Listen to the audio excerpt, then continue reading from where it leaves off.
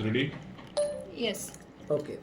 राज्याचे लाडके मुख्यमंत्री आदरणीय देवेंद्रजी फडणवीस यांनी ह्या वर्षीचा महाराष्ट्राचा अर्थसंकल्प हा महाराष्ट्राला 1 ट्रिलियन इकॉनॉमीकडे नेण्यासाठी ज्या काही गोष्टींची तरतूद करायला पाहिजे अशा पद्धतीचा अर्थसंकल्प करण्यात आलेला आहे. ह्या अर्थसंकल्पामध्ये शेतकरी असतील, महिला असतील, ज्येष्ठ असतील, क्रीडा क्षेत्राला बळकटी देण्याचं काम असेल, सिंचन असेल किंवा महिलांच्या दृष्टिकोनातून अनेक योजनांची घोषणा करण्यात आलेली आहे. क्रीडा क्षेत्रासाठी घोषणा करण्यात आलेली आहे. महाराष्ट्राची वारसा आणि संस्कृती, गड किल्ले जे आहे त्याच्या जतनासाठी, छत्रपती शिवाजी महाराजांचं आग्रा येथील स्मारकासाठी, संभाजी महाराजांच्या स्मारकासाठी ह्या विषयामध्ये खूप मोठ्या प्रमाणामध्ये तरतूद करण्यात आलेली आहे.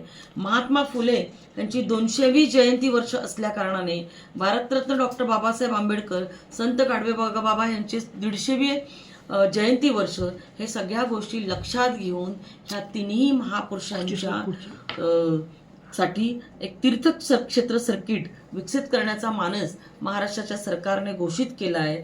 आणि ही महात्मा फुले, संत गाडगेबाबा आणि डॉक्टर बाबासाहेब आंबेडकरांचे स्मृतींचे विशेष वर्ष म्हणून 2026-27 हे वर्ष सामाजिक समता आणि समरसता वर्ष म्हणून घोषित करण्यात आलेलं आहे. ह्या वर्षी महाराष्ट्राचं खूप मोठं नुकसान झालेलं आहे.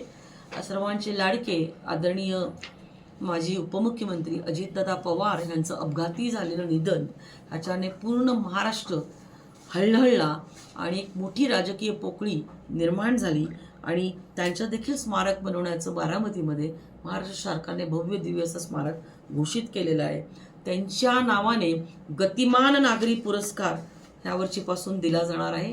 आणि सामाजिक न्यायाच्या दृष्टिकोनातून आदिवासी घटकांसाठी 21,723 कोटींचा निधी ह्या वर्षी महाराष्ट्र सरकारने घोषित केला आहे.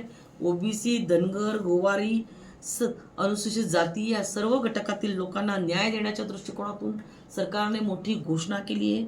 आरोग्याच्या दृष्टिकोनातून ऑर्गन ट्रान्सप्लांटेशनसाठी जवळपास 22 लाख रुपयांपर्यंतचा खर्च हा जो आहे राज्याच्या राखीव निधीमधून त्याला करण्यासाठीची मान्यता देण्यात आलेली आहे. आणि आपण बघतो की 2047 पर्यंत महाराष्ट्राला $5 ट्रिलियन इकॉनॉमी बनवण्यासाठी, औद्योगिक क्षेत्राला, शेतीचा GDP वाढवण्यासाठी ह्याच्यामध्ये खूप मोठ्या गोष्टी आणि पावलं टाकली गेलेली आहे.